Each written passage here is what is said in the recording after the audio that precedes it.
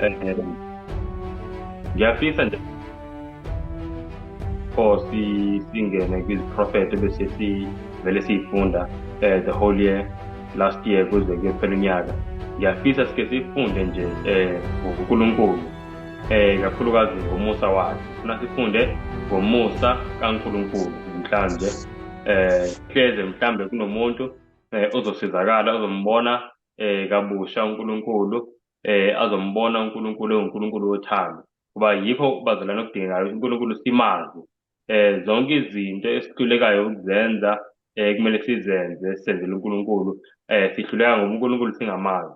So uNkulunkulu uyafisa ukuthi simazi, and kakhulukazi into uNkulunkulu afisa siyazi ngayo ukuthi uNkulunkulu onomusa. Ake siyeni bazalwane kwincwadi kaJeremiah chapter 9. Jeremiah chapter 9 verse 23 kunento nje engifuna siyibone ivesi leli ekumele ngaba siyalazi eligqamisa nje lento engiyikhulumayo. Verse 23 no verse 24. Usho kanje uJehova uthi, ohlakaniphileyo makangazibongi ngokuhlakanipha kwakhe, neqhawe malingazibongi ngobuqhawe balo, nocebileyo makangazibongi ngengcebo yakhe. Kepha ozibongayo makazibonge ngalokho ukuthi uyangiqonda, angazi ukuthi nginguJehova owenza umusa nokwahlulela nokulunga emhlabeni, ngokuba ngiyathokoza ngokunjalo, usho uJehova. Amen. Amen. Siyabona bazalwane isimangaliso sento izinto eziningi abantu ngempela bathi mabenazo bajabule, umuntu ngempela azishaya isifuba ngazo, ingcebo, ukuhlakanipha, nazo zonke lezi zinto ukuthi uNkulunkulu ohlakaniphileyo angazibongi ngokuhlakanipha kwakhe, namandla akhe angazibongi ngawo, nengcebo yakhe. Zonke lezi zinto lezi othi umuntu mayenazo azishaya isifuba, uthi uNkulunkulu aziyilutho.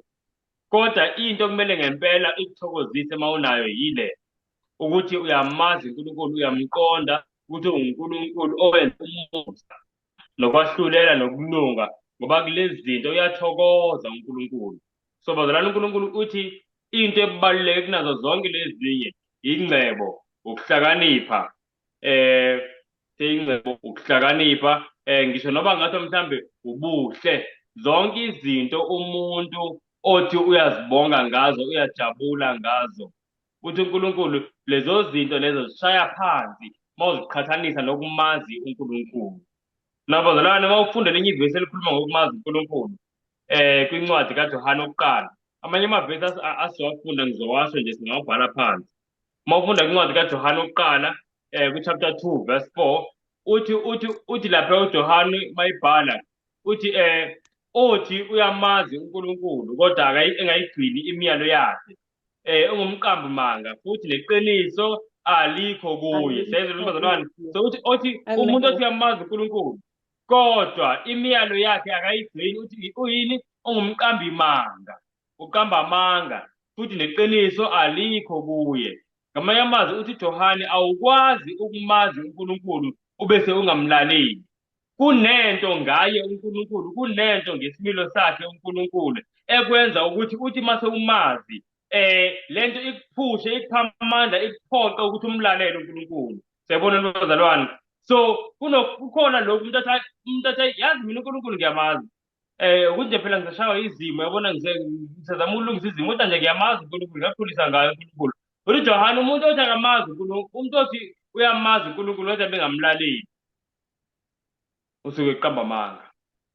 Kunento ngaye uNkulunkulu, ngamanye amazwi, othi mase uyazi awukwazi ukuthi ungamlaleli. Ungabukisisa nje bazalwane, izizathu vele ezenza ukuthi abantu bangamlaleli uNkulunkulu yilezi. Thola ukuthi mhlambe umuntu wenza izinto ezinobugebengu phakathi ngenxa yokuthi efisa ukuthola imali, mhlawumbe akahambi ngokomthetho. Siyabona leyo nto.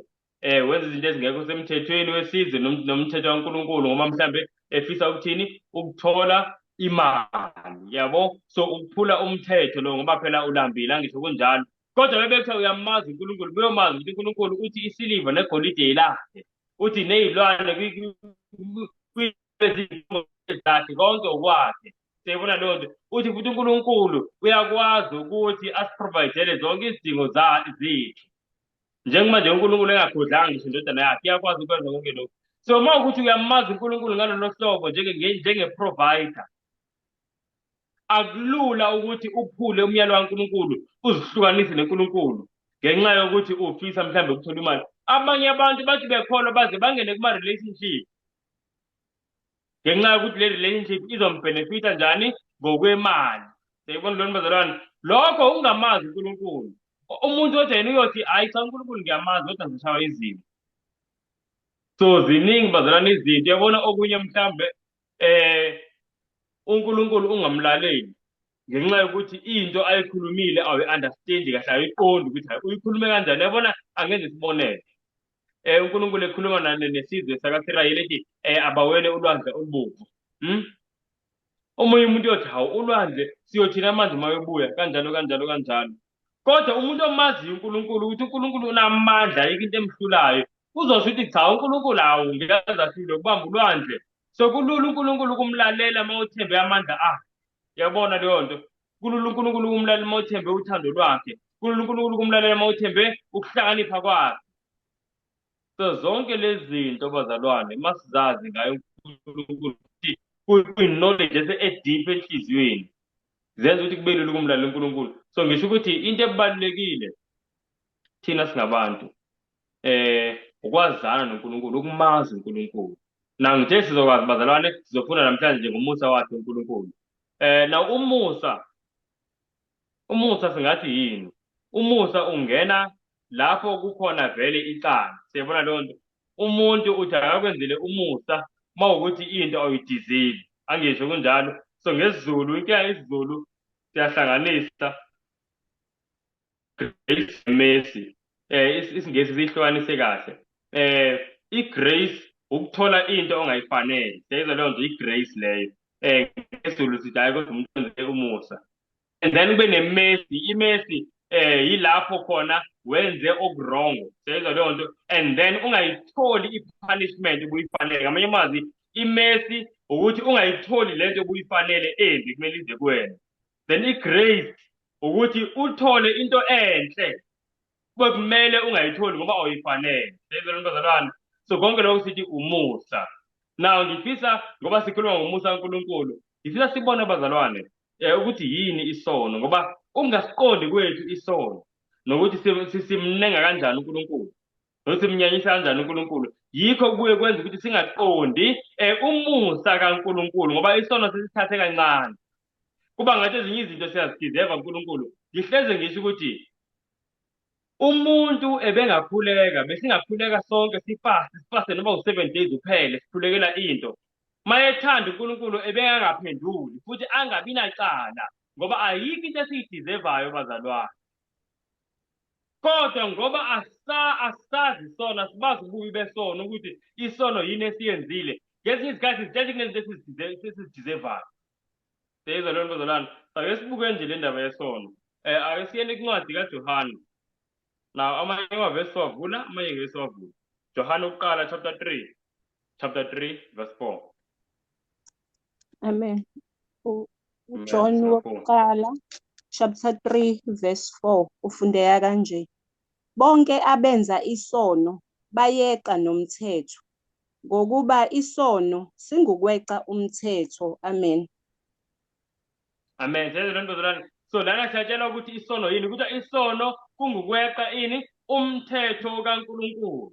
uNkulunkulu akuyale ukuthi wenze ukuthi, ungakwenzi ukuthi. Kodwa wena weqe lewo mthetho. Kuthiwa yisono leso bazalwane. Kukangakhi-ke siweqa umthetho kaNkulunkulu? Imiyalo eyishumi, siyazi i-10 commandments bazalwane. NgesiNgisi kuthiwa yi-moral law. Siyayizwa lona bazalwane. So umthetho kaNkulunkulu ovezayo ukuthi yini ukulunga, yini futhi engalungile.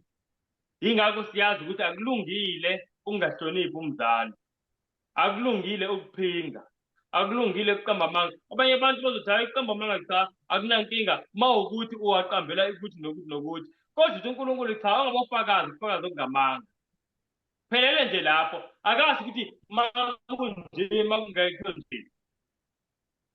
But thina siyabeka siya-eda okwethu ngoba phela umthetho sesushiye eceleni. Lithi iBhayibheli ukweqa umthetho kaNkulunkulu yisono.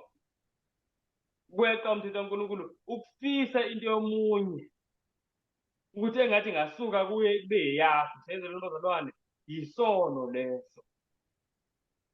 Ukuba nabanye uNkulunkulu kanjalo yazi kube nento ibeke phambili kunoNkulunkulu. Ngisho noba ngathiwa unkosikazi, noma ngathiwa yingane, noba yini, ayikho into ekumele ngaba siyibeka phambili kaNkulunkulu. Kodwa siyakusho ngomlomo sithi cha, uNkulunkulu akukho engibeke phambi kwakho, kodwa izenzo zibe zingakhombisi. Ngezinye izikhathi kuba lula ukuthi siphoxe uNkulunkulu kunokuthi siphoxe mhlambe abayeni bethu, noma unkosikazi bethu, noma iy'ngane zethu, noma umndeni wethu.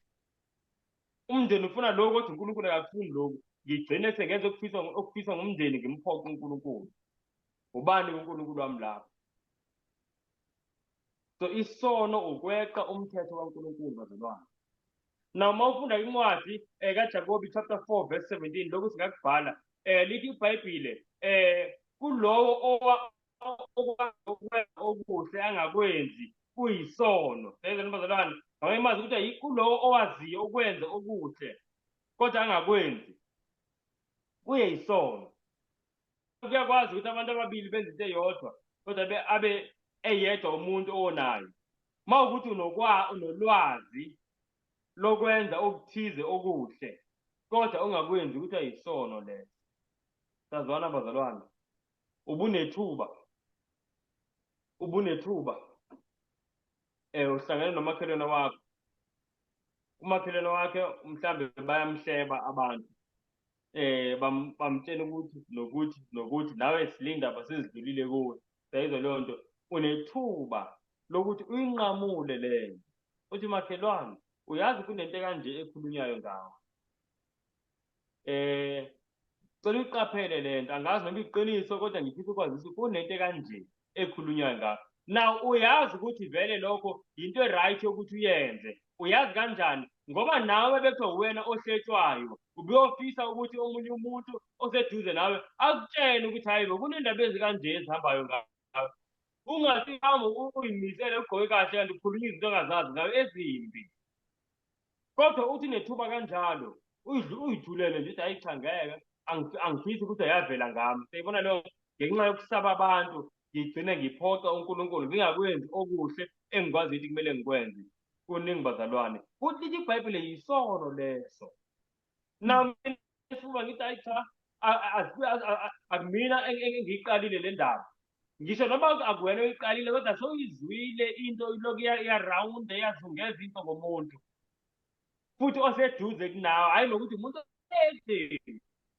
seseduze nawe. Ilokhu into iyarawunda, kodwa nawe uyalalela uthi hey, uyenza kanjani, kodwa awukazi umbuzo, awuyazi leyo nto. Futhi awukazi umuntu enthi hayi kukhulunywa kanje nakanje nawe. Zama ukuthi nawe uyilungise uma ukuthi uyayenza le nto. Uma ukuthi ayilona iqiniso, kumele sibuke ukuthi cha engalungiseka kanjani, ngoba phela le nto seyihambile, abantu abaningi bayayikhuluma. Leyo nto bazalwane into elungile, ngoba ngisho nawe angithi uthi uJesu lokho okufisayo ukuthi kwenziwe kuwe kumele ukwenze nakwabanye. Uthi lokhu kuwumthetho nabaprofeti. Mawufunda incwadi yaMateyu 7 verse 12 kanjalo uJesu. So bazalwane, isono ukwazi ukwenza okuhle singakwenzi. Ziningi iy'bonelo engazenza, angihlalanga kuleyo nto. Ngifuna nje sibone ukuthi yini isono. Chapter 14 kuverse 20 uthi umpostoli uPawulu, konke okungaveli ngokukholwa kuyisono. Ngamanye amazwi, mangenza into kodwa imotive yami akubona ukukholwa, mhlambe ngiyenza out of fear. Uyabona nge-COVID baningi abantu abona kodwa batshelwa. Abantu ebenza izinto bathatha iy'nqumo hhayi nge-faith kodwa nge-fear. Lithi iBhayibhile lokho okungaveli ngokukholwa kuyisono. Okungaveli ngokukholwa ukuthi asimazi uNkulunkulu ukuthi ngubani. uNkulunkulu inkosi enkulu, uNkulunkulu unamandla. Uyabona uNkulunkulu uma ungamthembi usuke umphoxe kokugcina. Ngoba uNkulunkulu ayikho into engasenzelanga yona bazalwane, futhi ayikho into angasenzeli yona uma isentandeni yakhe. futhi uNkulunkulu ebona ukuthi le nto isilungele. Ayikho into uNkulunkulu akagodlanga indodana yakhe kodwa wayidela ngenxa yethu. Kumele azibonakalise kanjani ukuthi uyasithanda usifisela okuhle. Ube senufike ungamthembi uNkulunkulu seyikwenzele lokho. Cabanga ukuthi kubuhlungu kanjani enhliziyweni kaNkulunkulu. Isono konke okungaveli ngokukholwa. Konke nje esikwenzayo sibe simotivatwa ukungabaza.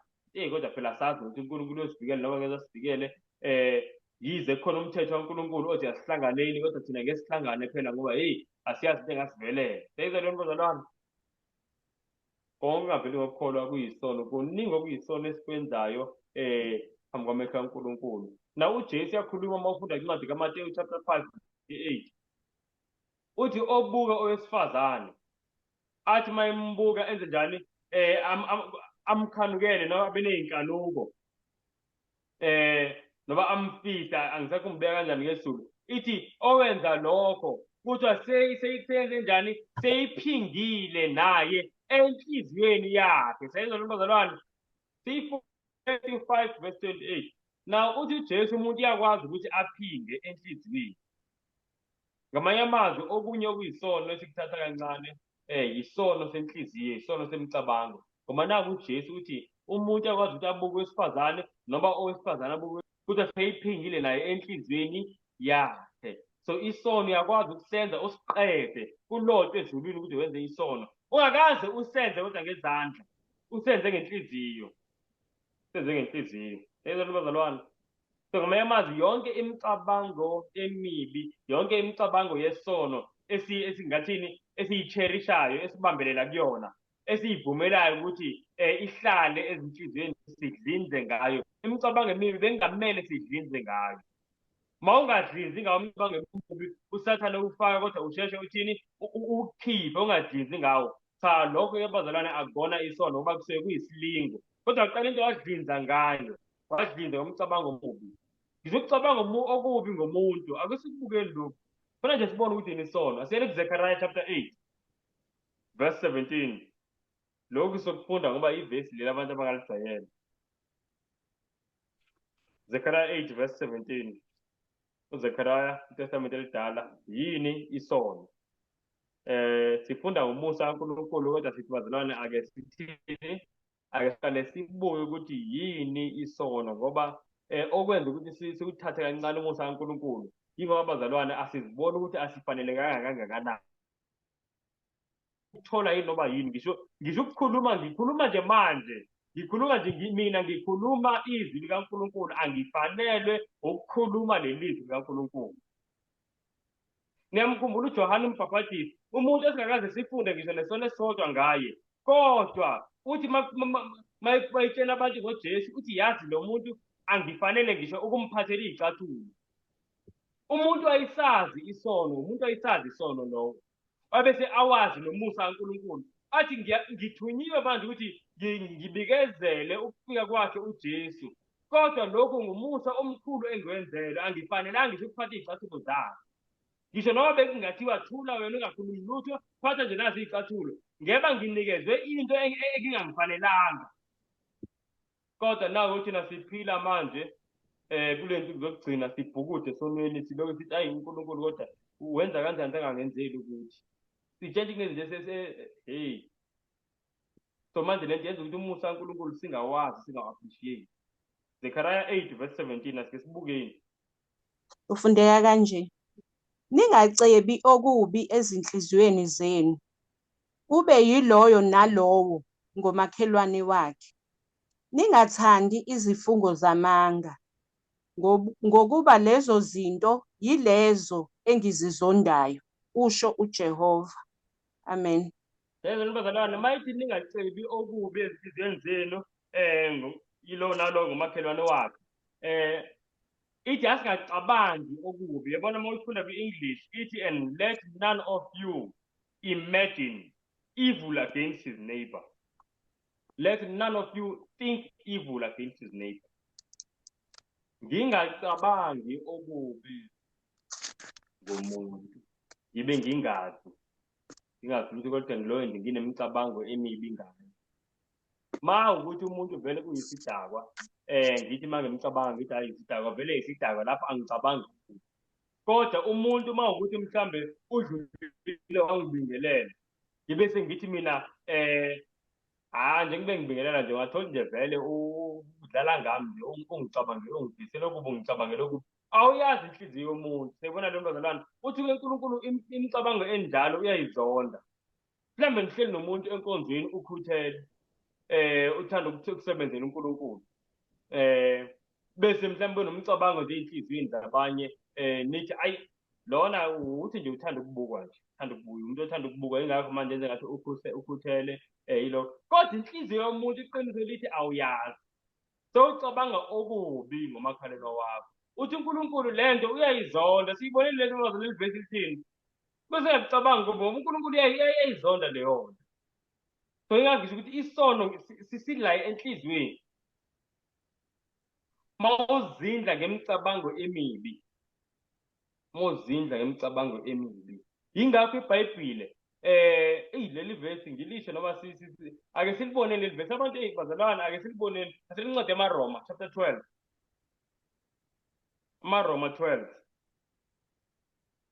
amaroma 12 kuningi nje okuyisono okuqhubekayo kubantu abathi bayamthanda uJesu kubantu abathi bayakholwa isono nje angikuqamba amanga amaroma chapter 12 verse 9 ake sifundeni Uthando malingabi nakuzenzisa, nenyanye okubi, nibambelele kokuhle. Amen. yabona abazalwane leli vesi liphethe okuningi kodwa ngizothinta nje kulokhu ukuthi kuthiwa asenyanye okubi sezelo bazalwane uma uyinyanya into ukwenyanya into kusuka enhliziyweni sezelo leyo nto ngiyingakho abantu bangakubuka uyibuke into kanje ababoni ukuthi uyayinyanya noba uyayithanda and sometimes ungathi into uyayithanda ube uyinyanya sezelo bazalwane ngoba ukwenyanya nokuthanda yinto ekephi esenhliziyweni na ngihlele ngibuza abangcwele njengoba iBhayibheli lithi inhliziyo zethu kumele zibe kanje kwenyanye okubi akushiyo nje ukuthi asingakwenzi kuphela ukuthi masikwenyanye okubi sizwele kodwa nanka ama-TV ahleze eveza okubi nanka ama-TV ahleze eveza okubi kuyaphingwa lapha okubi lokho kuyabulawana lapha okubi baningi abantu abalifundayo leli Bhayibheli ngoba angifundi iBhayibheli elingafani nabanye abantu ngifunda iBhayibheli elifanayo kodwa abantu balifunda iBhayibheli kodwa lento akwenyanya futhi abathokozisa siyayizwa nombazalwane omunye kuze kuphekwa ama-popcorn kubuka i-TV kuzobukwa lapho okubi entertainment kuyena umuntu kaNkulunkulu abese athandaza ezwe ngathi uyadeserva ukuthi uNkulunkulu amenzele okuthile nokuthile kuthiwa bazalwane kumele senyanye okubi enhliziyweni zethu so ngifuna sikuqonde lokuthi enhliziyweni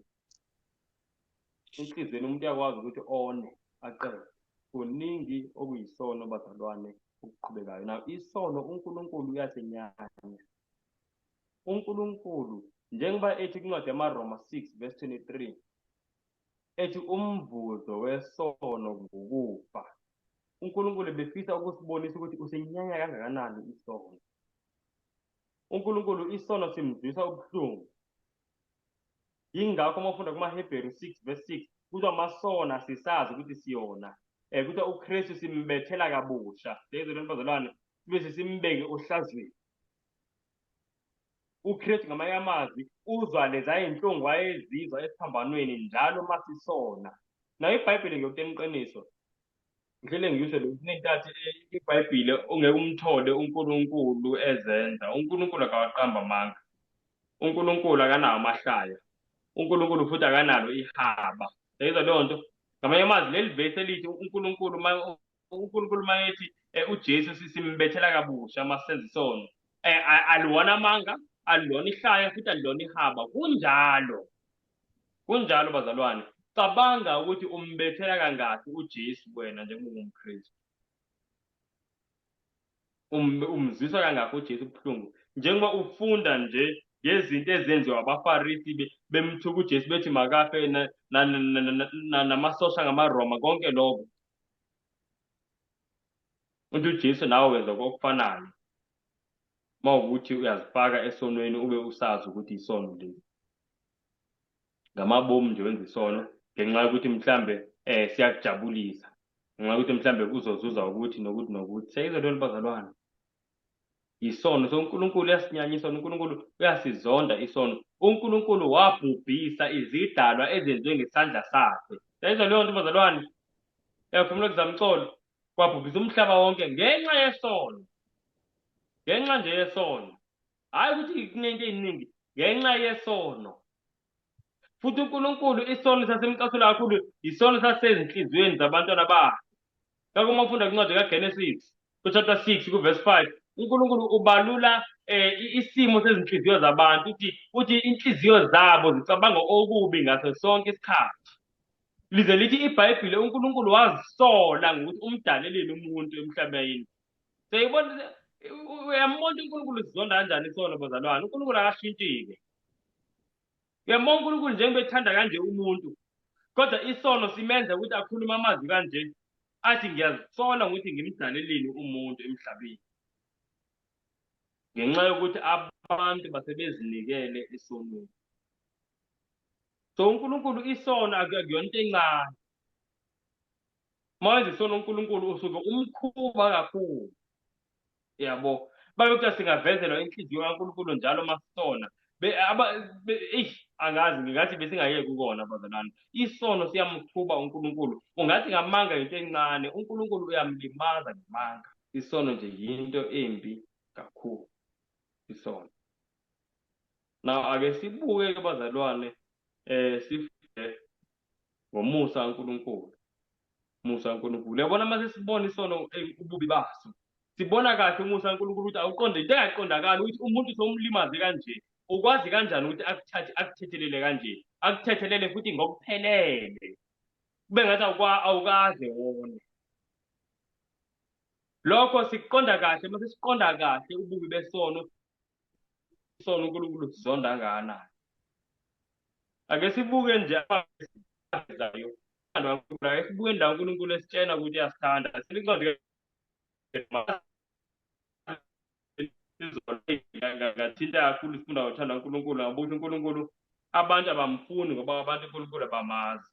Nami uNkulunkulu ngangingamfuni, ngifuna into eqiniso. Ngangingamfuni ngoba ngangingamazi. Kodwa mase ngimazi uNkulunkulu, izinto zashintsha. Izinto zashintsha. Siya kuJeremiah chapter 31, sifunda verse 3. Sithi uNkulunkulu uthi uthando lwakhe lungakanani. uJehova wabonakala kimi ekude, wathi, ngikuthandile ngothando oluphakade, ngalokho ngikuqondisile ngomusa. Amen. Amen. Ngikudonsile Ngikudonsile ngomusa, yebo. Ngiyaxolisa ngikudonsa. Akunankinga, hayi kuyazwakala. Nabazalwane, la uNkulunkulu usitshena ngothando lwakhe. And uthi uNkulunkulu usithandile ngothando oluphakade. Sayizwa leyo nto. Isizathu ukuthi uNkulunkulu akhulume kanje ngoba ebengasi uNkulunkulu athi uthando lami engithanda ngalo lukhulu. Kodwa into engakanani into enkulu ngoba phela indlovu inkulu, indlelamuthi inkulu, izihlahla singathi ezinkulu, ibhasi likhulu. Into engakanani into enkulu. Sayizwa leyo nto bazalwane. So uNkulunkulu ebuka ukuthi ayikho into angayisebenzisa ukuchaza ubukhulu bothando lwakhe, wathi nginithandile ngothando oluphakade. Akasho nokuthi nginithande ngothando olungangolwandle, ngoba nolwandle alilutho moluqhathanisa nothando kaNkulunkulu. Yazi omnye umbhali, ngeza nami ngomnye ubaba oyithanda kakhulu umculo, uthi kunombhali oshoyo athi mawungabhala ngothando kaNkulunkulu, sekuthi uyabhala ngothando kaNkulunkulu, kuthiwa ulwandle inki yakho, nesibhakabhaka iphepha lakho, incwadi yakho nje ubhala kuyona. Uthi ungabhala kuze kuphele ulwandle lome ubhala ngothando kaNkulunkulu, bese kuphele futhi isikhala esibhakabhakeni, indlela uthando lukaNkulunkulu olujule ngayo. Yazi leya nto yangithinta kakhulu ngathi uqinisile. Kunjalo bazalwane. Uthando kaNkulunkulu uthi nginithandile ngothando oluphakade. Nginithandile ngothando oluphakade. Sinincwadi ka-Isaya futhi sibone uNkulunkulu la esitshela ngothando lwakhe. UJeremiah siya ku-Isaya manje. Siya ku-Isaya chapter 54, Verse 1. verse 10. Yebo, izintaba zingamuka namagquma angasuswa, kepha umusa wami awuyikumuka kuwe, nesivumelwano sami sokuthula asiyukususwa, usho uJehova okuhawukelayo. Amen. Amen. Siyezwa bazalwane, uNkulunkulu ukhuluma ngokususwa kwey'ntaba namagquma uthi zingasuka zonke lezi zinto. Ngiyacabanga sonke sidla. Angicabangi la kuthina. Angicabangi ukuthi la kuthina ukhona okabone iy'ntaba namagquma kusuka. Angicabangi ngisho umuntu okabone i-earthquake eyileyo ndlela. Lapho ubone ukuthi hayibo, cha ngempela kususwe intaba. Siyezwa leyo nto bazalwane? Angicabangi. Na uthi uNkulunkulu kungasuka zonke lezo zinto kodwa kusale umusa wakhe nothando lwakhe kithi. Uthi ongeke kusuke kithi. Ongeze kusuke kithi. Now le nto ikhulunywa nguNkulunkulu ngomprofethi u-Isaya. Into engifisa siyibuke ukuthi abantu uNkulunkulu wayeyikhuluma kubona le nto kwakungabantu abanjani.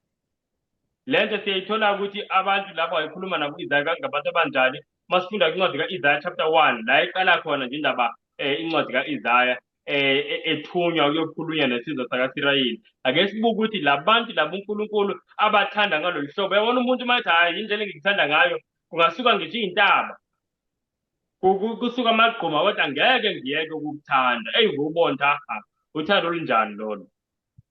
Na-ke sibuke uNkulunkulu ukhuluma nabantu abanjani la mayithi bathande kanje. Isaiah chapter 1. Verse Ku-Isaiah chapter 1 ngicela sifunde siqale ku-verse 3 sime ku-verse 4. Amen. Isaiah chapter 1 verse 3 ufundeka kanje. Inkabi iyamazi umniniyo, nembongolo umkhombe womnikaziyo.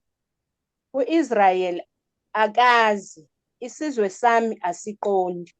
Hawu, sizwe esonayo, bantu abasindwe ngububi, nzalo yababi, bantwana abonakeleyo, bamshiyile uJehova, bamdelele ongcwele ka-Israyeli, babuyele emuva. Amen.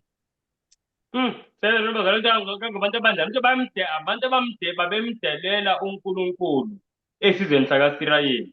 Yazi ngikhumbula ngelinye ilanga uHezekhaya lesizwe sakwa-Israyeli uHezekhaya ezama ukubuyisa into basebeyekile ukuyenza i-Passover.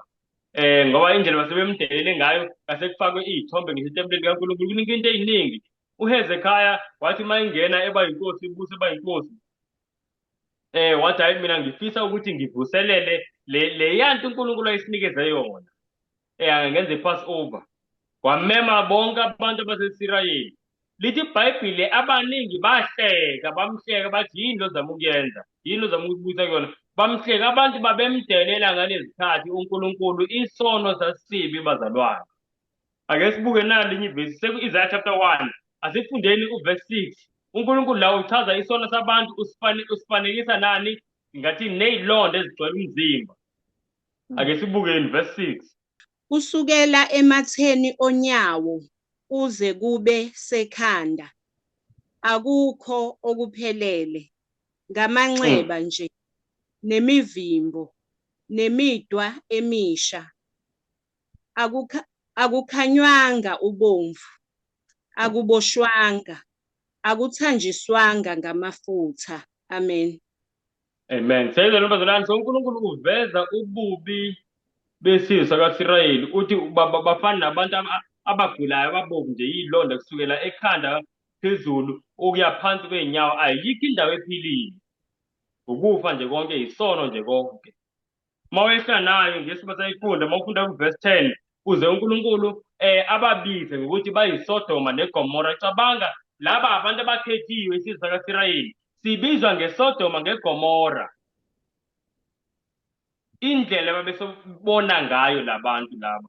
Now nangu verse 18 no-19. So let's move to verse 18 no-19. Uvesi 18 and 19 ufundeka kanje. Wozani-ke sithethe indaba, usho uJehova. Noma izono zenu zibomvu kakhulu, ziyakuba mhlophe njengeqhwa. Noma zibomvu njengobubende, ziyakuba njengoboya bemvu. Verse 19. Uma nivuma, nilalela, niyakudla okuhle kwezwe. Amen. Amen. Sayibona bazalwane into uNkulunkulu asimemela kuyona. Uthi ngisho noba izono zomuntu zinjani, kodwa mayevuma elalela, izono ezibomvu siyoba mhlophe njengeqhwa. Ngokuvuma nangokulalela. Ngokuvuma nangokulalela. Yilo hlobo ke bazalwane uNkulunkulu labantu ayikhuluma nabo mayethi kungasuka eziqhingi kusuke iy'ntaba, kodwa uthando lwami nomusa wami angeke kusuke kini. Lolu hlobo labantu uNkulunkulu ayikhuluma nabo. Ngifuna sibe nesithombe nje somusa omkhulu kaNkulunkulu. Ake sifunde asemincwadi kaNehemiya futhi. Isizathu sokuthi siloke siphenya la kulezi ncwadi ingoba uNkulunkulu masifisa ukumazi simazi uNkulunkulu ngezinto azenzile. Naw la sifunda izinto uNkulunkulu ebezenza, indlela eberesponda ngayo uNkulunkulu abantu mabengene esonweni. Nehemiah chapter 9. Cela siqale kuverse 16. Okay, ufundeka kanje. Kepha bona, verse 16, kepha bona nawoyise baqholosha, benza lukhuni izintamo zabo. Kabalalelanga imiyalo yakho. Benqaba ukulalela. Abakhumbulanga izimangaliso zakho owazenza phakathi kwabo. Kepha benza lukhuni izintamo zabo. Nangokuhlubuka kwabo, bamisa induna ukuba babuyele ebugqilini babo. Kodwa wena unguNkulunkulu othethelelayo, onomusa nesihe, wephuza ukuthukuthela, ugcwele isihawu, kawubashiyanga. Yebo, lapho bezenzela ithole elibunjiweyo bethi, leli linguNkulunkulu wakho owakukhuphula eGibhithe. Benza izithuko ezinkulu. Nokho wena ngomusa wakho omkhulu awubashiyanga ehlane. Insika yefu ayisukanga phezu kwabo emini ukubahola endleleni, nensika yomlilo ebusuku ukubakhanyisela endleleni ababeyakuhamba ngayo. Amen. Amen. Yabona lapha bazalwane kuya abantwana bakaSirayeli ububi ababenza uNkulunkulu ebadonse ngothando bakhipha ezweni lokugqila izwe laseGibhithe. Baze bagcina sebekhetha futhi umholi ozobaholela back ezweni laseGibhithe. Futhi benza uNkulunkulu wamanga, uNkulunkulu abambumba ngezandla zabo, ithole legolide. Bathi nangu uNkulunkulu wethu thina esimaziyo osikhiphile ezweni laseGibhithe. Uyayicabanga le nto uNkulunkulu bazalwane mhlawumbe yamphatha kabuhlungu kanjani? Kwabuhlungu kakhulu. Kwabuhlungu kakhulu, kwabuhlungu kakhulu. Ngicabanga mina mhlawumbe ngithi nje ngingumyeni kunonkosikazi, ngithi ngiyafika mhlawumbe bengihambile ngiyoshumayela unkosikazi wami mase ngibuya athi hayi cha, nange mina umyeni wami omusha nje engimaziyo, wena angisakwazi. Yabona ukuthi kwabuhlungu kakhulu enhliziyweni yami. Futhi cishe vele ngathi hayi akunenkinga-ke, thatha umyeni wakho nihambe. Siyibona leyo nto. Kodwa lithi iBhayibhile lana uNkulunkulu ngomusa wakhe nangesihe sakhe akabashiyanga. Kodwa still bathi sebekwenzile konke lokho, sesikhonzile bakhuleka kulesithombe basibumbile, bathi nawu uNkulunkulu wethu. Kwalala kwabe sikuvuka ekuseni, manje mabevuke ekuseni still nali ilifu likhona libaholayo, ilifu elivezayo ubukho bukaJehova. Ayi, badideka abantu ukuthi uNkulunkulu akashiyanga kunje. Mhlambe sekuyifu nje elifana namanye amafu, so ke sibone ebusuku. Mabethi bayabuka ebusuku nayo insika yomlilo ikhona eveza ubukho bukaJehova. Abantu bamangala ngomusa omkhulu kaNkulunkulu bengamazi uNkulunkulu nje.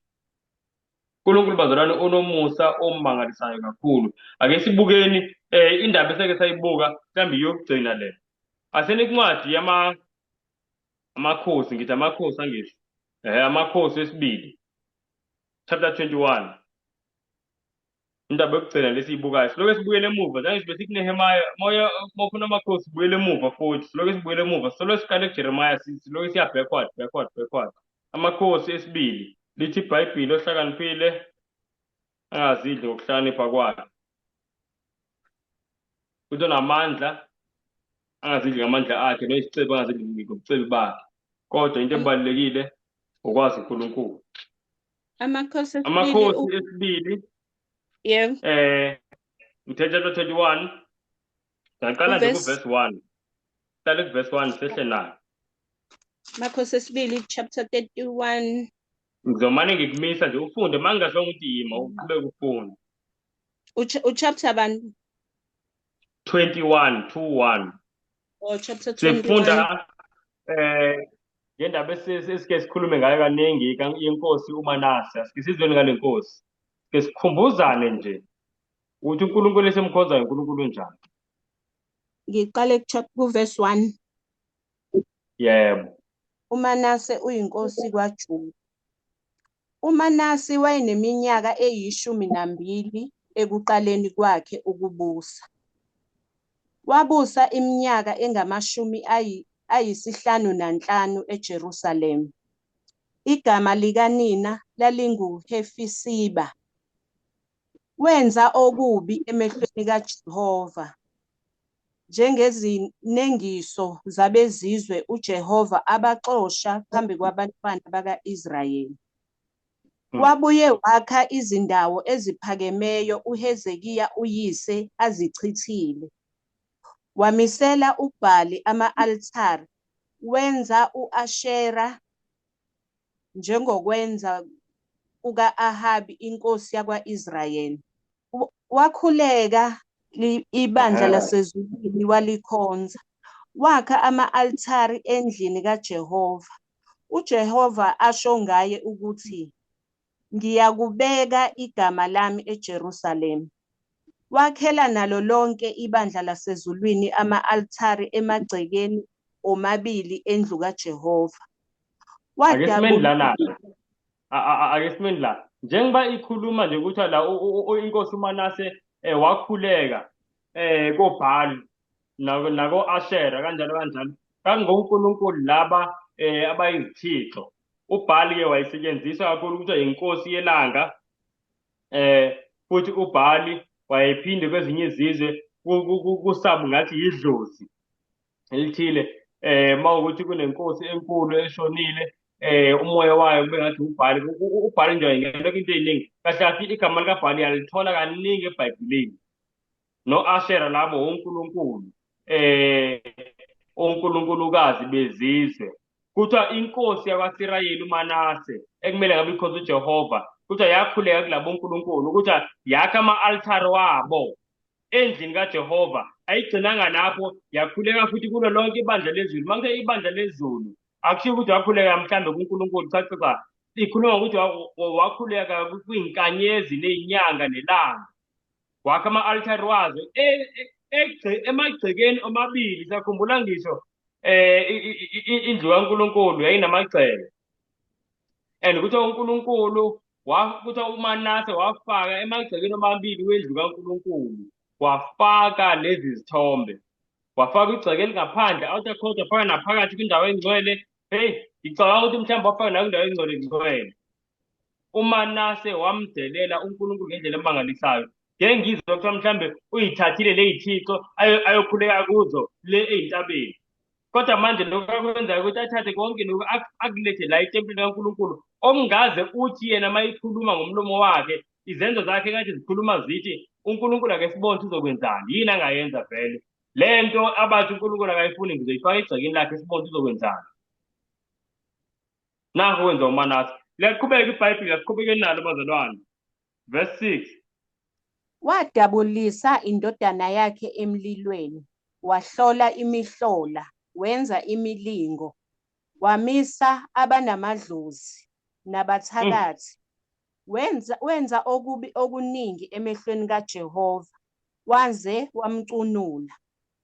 Wabeka isithombe esibaziweyo sika-Ashera asenzileyo endlini, asho ngayo uJehova kuDavide nakuSolomoni indodana yakhe ukuthi, "Kule ndlu naseJerusalema engilikhethile ezizweni zonke zakwa-Israyeli, ngiyakubeka igama lami kuze kube phakade." Siyabona Futhi lana bazalwane, khona engifuna ukusho naku futhi uManase ukuthi udabulisa indodana yakhe emlilweni. Lana wayinikela ngamadodana akhe emlilweni uManase. Njengokwenkolo yoBhali no-Ashera. Uyaqhubeka futhi lithi iBhayibheli ukuthi wamisa futhi nabanamadlozi nababhulayo. Israyeli siyakhumbula babengafuneki abantu abanamadlozi. Uma ufunda kwincwadi ku-Deuteronomy chapter 18 kusukela ku-verse 10 ku-12, uNkulunkulu uthi bonke abenza lokhu ukuthi bayisiningiso kuyena. Sayizolwane bazalwane, nangesikhathi inkosi uSawuli ingene embusweni yasusa konke lokho. uManase kuthi wababuyisela, uthi wozani nizokwenza lo msebenzi, wozani qhubekani nokubhula, qhubekani nokusebenzisana nedlozi. uNkulunkulu into wayengayifuni. Lithi iBhayibheli la verse 7, waze waletha ngisho isithombe ayisikhandile, wasiletha etempileni endlini kaJehova. Akekho umuntu owenza ububi njengoManase.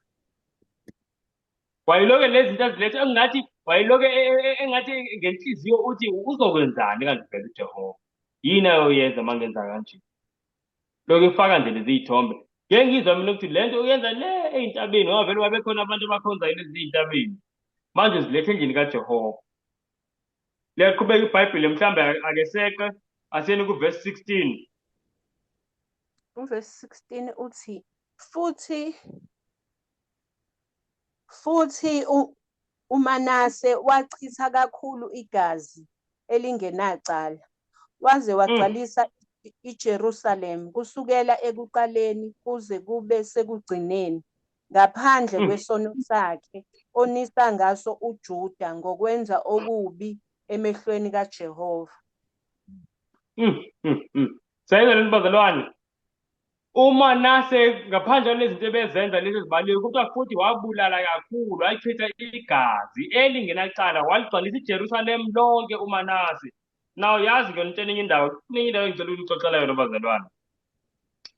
uManase ngesikhathi ezozalwa kahle kahle kangamele uManase abe khona. Kwagula ubaba wakhe uHezekhaya inkosi. Kwaqhamuka umprofethi u-Isaya ethunywe nguNkulunkulu. Wathi u-Isaya, usho kanje uJehova, lungisa indlu yakho ngoba manje awuyikusinda uzokufa impela. uHezekhaya seyikuzwile lokho, lithi iBhayibheli wakhuleka wathi inkosi ngikhumbule. Sayazi ingoma ekhuluma esho kanjalo, lamazwi ayikhulunywa-ke nguHezekhaya. Wathi ngikhumbule baba, ngikhumbule Somandla. Vele wayeyinkosi bazalwane uHezekhaya eyenza ukulunga okumangalisayo Israyeli. Imthanda uNkulunkulu, imlandele ngenhliziyo yayo yonke. Naw uHezekhaya wacela ukuthi inkosi ikhumbula indlela engikulandele ngayo, ngikuthande ngayo, cele ungiphe, ungilulele iminyaka. Wabese uNkulunkulu wakhuluma ku-Isaya, wathi hamba uyomtshela uHezekhaya ukuthi ngimlulela iminyaka, ngimupha iminyaka eminye ewu-15. Ubese uthathe futhi imkhiwane uyibeke la kwithumba lakhe, leli belizombulala ukuze aphile. Ngiyacabanga ukuthi leli thumba wayelala imphethe kwakuyi-cancer, ngoba amathumba nje ajwayelekile esikhathini esiningi ithumba alibulali, liyakuphatha liphinde liphele kanjalo kanjalo. So ngiyacabanga ukuthi yayine-cancer. So uNkulunkulu wamelapha ngaleyo cancer esebenzisa umprofethi u-Isaya. Sayizolweni bazalwane. Now kuthiwa lana ku-verse 16 kuthiwa uManase wachitha kakhulu igazi elingenacala. Mawufunda iy'ncwadi zamaHebheru, sengisho amaHebheru abantu, uhlanga lolu lamaJuda, iy'ncwadi babebhala ngomlando wabaprofethi. Bayabhala ukuthi umuntu kahle kahle umprofethi wokuqala ukubulawa nguManase kwakungu-Isaya, okuyena owasiza ubaba kaManase kuze kuzalwe nje uManase. And kuthiwa ulento u-Isaya indlela wabulawa ngayo bazalwane, wasafa ukubona uma ufunda incwadi zamaHebheru chapter 11 lapho kuthi abanye babulawa ngokusahwa, ikhuluma lapho ngo-Isaya umprofethi esahwa nguManase. U-Isaya waseyikhehle, laqala kudala ukuprofetha ngezikhathi zenkosi u-Uziya, waprofetha ngesikhathi senkosi u-Uziya, ngesikhathi senkosi uJotamu, ngesikhathi senkosi u-Ahazi, kwazafika ngesikhathi senkosi uHezekhaya, kwafika ngesikhathi soManase. Kade lokhu eprofetha u-Isaya, sokufika la kuManase seyimdala u-Isaya, uyamkhuza uManase ukuthi akwenziwa kanje mfana wami. uManase wacasuka kakhulu, wamthatha u-Isaya wathi akabulawa. Bathi simbulale kanjani ukuthi akasahwe, kuthi bamsahla omkhulu, cabanga isahla lingena esiswini, kuthi bamhlukanisa phakathi into half. Umzimba ngasenhla wasala wodwa nesingezansi sasala sodwa. Isihlungu uManase owasenza kumprofethi u-Isaya. Wabe sewaqhubeka uManase ebulala abaprofethi, wonke umuntu wayemkhuza wayembulala. Yingakho lithi iBhayibheli wachitha igazi elingenacala, wagcwalisa iJerusalem lonke ngegazi. Ake sibukeni kokugcina ngoManase. SekuManase bazalwane, aseni kwiiKronike zesibili chapter 33. iKronike, 2 Chronicles chapter 33. Sifunda uverse 10 kuqala. Sifunda uverse 10. uJehova wakhuluma kuManase nakubantu bakhe, kepha kabalalelanga. Ngalokho-ke Bazalwane, uNkulunkulu wamkhuza uManase. Ngifuna lokho sibe nakho emqondweni ukuthi wayelokhu emkhuza, engalaleli uManase. Makufika umuntu ozokhuza uManase, uManase wayimbulala. Makufika umuntu ozokhuza uManase, uyabona ngendlela engibuke ngayo uma ngifunda umlando kaManase, ngibuka ukuthi uma ngaba uJehova wayengafika imbala, uManase wayomjikijela ngomkhonto uNkulunkulu. Ngoba phela usuke esho lokho. Mawukuthi uzobulala labantu abathike nguNkulunkulu, wathi lo uthi uthike nguNkulunkulu, bulalani. Bulalani yonke umuntu othe uthike nguNkulunkulu. Ngamanye amazwi uthi kwa uNkulunkulu engathi makaze yena uqobo ngimbulale. Into uManase wayeyikhuluma ngezenzo zakhe. Naw kuthi akalalelanga. Fundeni uverse 11. Qhubeke nanje kuverse 11 size sisoma kuverse 13. Ngalokho-ke uJehova wabehlisela izinduna zempi yenkosi yase-Asiriya, zambamba uManase ngamaketanga, zambopha ngawozankosi, zamyisa eBhabheli.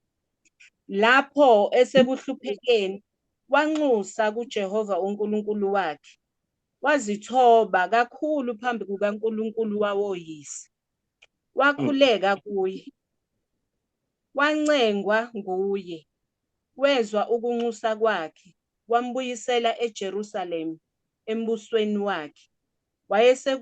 Wayesekwazi uManase ukuthi uJehova nguye onguNkulunkulu. Amen. Sayizweni bazalwane, uManase lo wenze izinto ezibuhlungu kanje ngenxa yobubi bakhe. Lithi iBhayibheli uNkulunkulu wathumela amakhosi ase-Asiriya ukuthi ambambe uManase. Wathatha uManase ngawozankosi wambosha kabuhlungu. Mawufunda umlando ngamakhosi ase-Asiriya naseBhabhiloni, mawethatha iziboshwa ezizweni zazingahambi ngamahashi noma ngey'nqolo, zazihlanganiswa ngey'ntambo, zilokhu zihlanganiswa ziboshiwe bese zidonsa indawo ende kuhanjwa ngey'nyawo zize ziyofika lapha e-Asiriya noma koNiniva noma kuseBhabhiloni kulezo y'ndawo, bese lapho zibe iziboshwa. So wahamba kanjalo, lapho futhi uhamba ushawa, yabo. So uManase seyishayiwe sekunzima. Ngiyacabanga ukuthi waqala wakhuleka kuBhali, wathi Bhali ngisize, kade ngikhonza ngaze ngafaka iy'thombe zakho. Hhayi uBhali akaphenduli, wakhuleka ku-Ashera, wakhuleka nabanamadlozi nabathakathi. Uthathiwe uManase phambi kwabo. Mhlawumbe wayicabangile ukuthi mhlawumbe abathakathi bazomsiza, bazothakatha lezi zizwe lezi. Lutho uManase wathathwa ngempela waba yisiboshwa. Uthi mase ifika ezweni, uthi yeyi, angisizwanga uBhali, angisizwanga u-Ashera, angisizwanga abathakathi, angisizwa yilutho. Kodwa ubaba wami wayenaye uNkulunkulu onguJehova igama lakhe. Ake ngizame uJehova lo bengingamfuni. Lithi iBhayibheli uManase wakhuleka kuJehova. And lithi iBhayibheli wathi uNkulunkulu mayizwa umkhuleko kaManase, and iBhayibheli lithi uManase wayithoba kakhulu. Hayi ukuyithoba kancane, ukuthi wayithoba. Wavuma ukuthi cha Nkosi, ngingonile, ngenze iphutha ngokuthi nokuthi nokuthi. ngenze ubuwula, angisafanele nokuthi ungithethelele, yenza ngami okufisayo, kodwa sengiyacela. Ngiyacabanga ukuthi umkhuleko wakhe wayenalowo mazwi njengendodana elahle ithi, Nkosi, angisafanele yilutho kahle kahle, futhi noba ungavuma ngifele la, vele ulungile.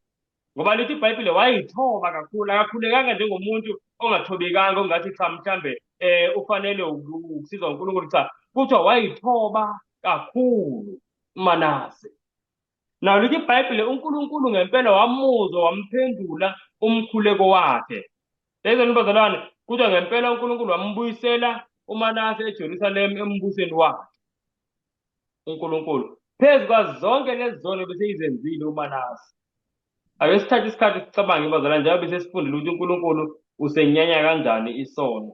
Ngisho isono nje esamanga nje, umuntu okuqamba amanga, uNkulunkulu uyanyanya, kumzwisa kabuhlungu. Kangakanani lezi zono bezenziwa uManase, uNkulunkulu uyithethelela kanjani into enje? Kodwa lithi iBhayibhile uNkulunkulu wamthethelela uManase ngoba wayibona inhliziyo yakhe ukuthi uphendukile wangempela. Namanje lithi iBhayibhile uManase wathi mayifika lapho esizweni sakhe eJerusalem, mawuqhubeka nalo le chapter liyakhuluma iBhayibhile, yabona kuverse 15 kuthiwa wakhipha bonke labo nkulunkulu abezizwe. Kuverse 16 kuthiwa futhi walungisa manje i-altare likaJehova. Leyo nto engathi ngiyambona uManase abantu beyi-20 yahlanya ekhipha nazi iy'thombe zo-Ashera nabo Bhali nako konke lokhu kuyaklina manje uManase. Uguqukile uManase, uthintwe ngumusa kaNkulunkulu. Into engumusa kaNkulunkulu Manase, into engumusa kaNkulunkulu, ngoba ubonile ukuthi ebengafanele ukuthi uNkulunkulu amthethelele kangaka. Sobozana uNkulunkulu esimkhonzayo uNkulunkulu othethelelayo kakhulu, uNkulunkulu othethelelayo kakhulu. Omunye angazibuza ukuthi hawu, kungani uNkulunkulu amthethelele uManase seyenze into ekangaka? Kungani uNkulunkulu angamthukutheleli uManase? uNkulunkulu engathi ayinayo ifele nto, ngoba naku phela ubulele abantu abangcwele manje, hawu, uNkulunkulu avumi ngani ukuthi abulawe naye uManase? Seyibona leyo nto, akamthukutheleli ngani? Ake sibukeni bazalwane impendulo yalokhu, asele kuncwadi ka-Isaya, Isaya 53, impendulo ukuthi kungani engamthukuthelelanga, wakwazi ukumthethelela. Isaya 53, Isaya 53 ngicela sifunde verse 6. Thina sonke sidukile njengezimvu, yilowo nalowo uphendukele endleleni yakhe. uJehova wehlisele phezu kwayo ububi bethu sonke. Amen. Lana kuthiwa sonke sidukile njengezimvu, yilowo nalowo endleleni yakhe. Kuthiwa uJehova wehlisele phezu kwayo inceku yakhe. La ikhuluma u-Isaya 53 ukhuluma ngoJesu njengenceku kaJehova, njengoba uJesu wathatha iposition yobunceku eshiya izulu nesihlalo sobukhosi ezofela izono zethu. Naw lithi iBhayibhile uNkulunkulu njengoba kuyithina esidukile, kuyithina esiphumile endleleni, kuyithina esonile, kodwa kuthiwa ulaka maselehla, ulaka likaNkulunkulu alehlelanga kithi, lehlele kwinceku yakhe enguJesu Kristu indodana yakhe. Senzela bazalwane, so into eyenza ukuthi uNkulunkulu sithi sesone kanje akwazi ukusithethelela masizivuma izono zethu sizithoba sizishiya, akwazi ukuthi uNkulunkulu angasasithukuthelela asithande, yingoba lonke ulaka likaNkulunkulu lezono zethu yithina uNkulunkulu walikhiphela kuJesu.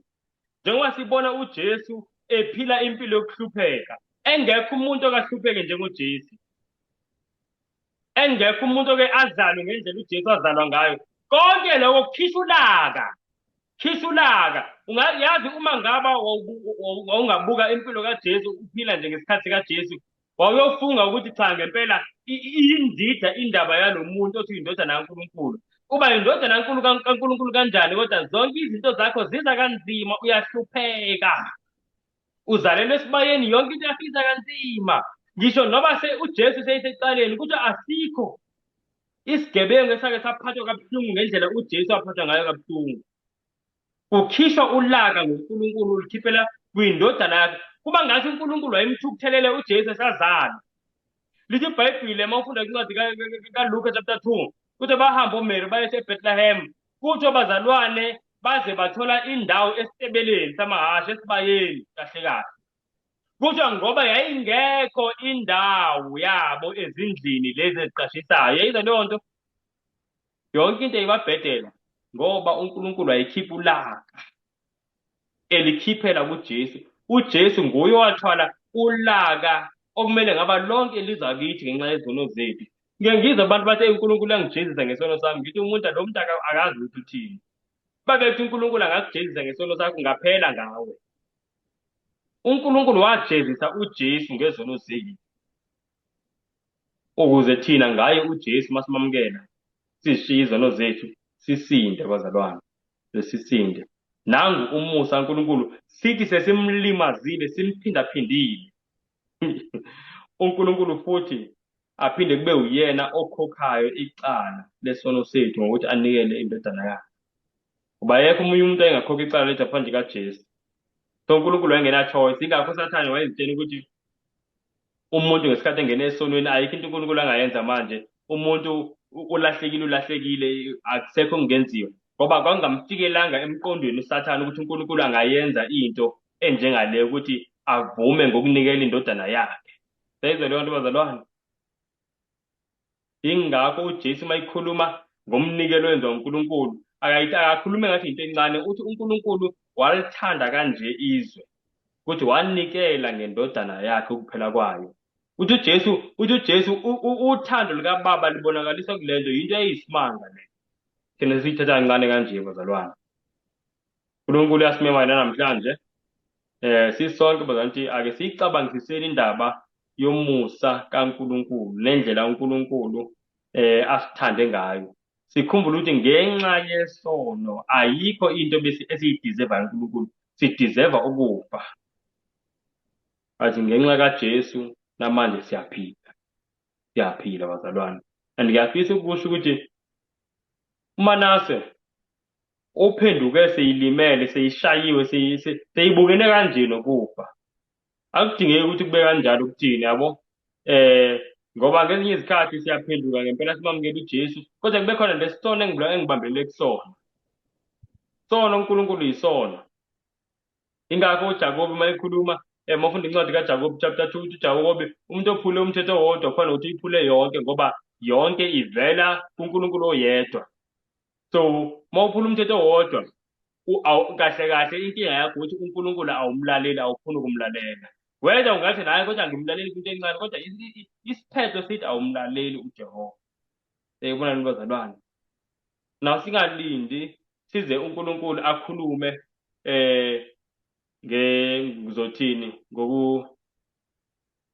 ngokuvumela ukuthi iy'nkinga zisehlele, ngoba wavuma ukuthi kuManase kwehle inkinga. uManase ashawe, aboshwe, kube yilokho nalokho. Seyizwa leyo nto. Singavumi ukuthi kuze kufike lapho.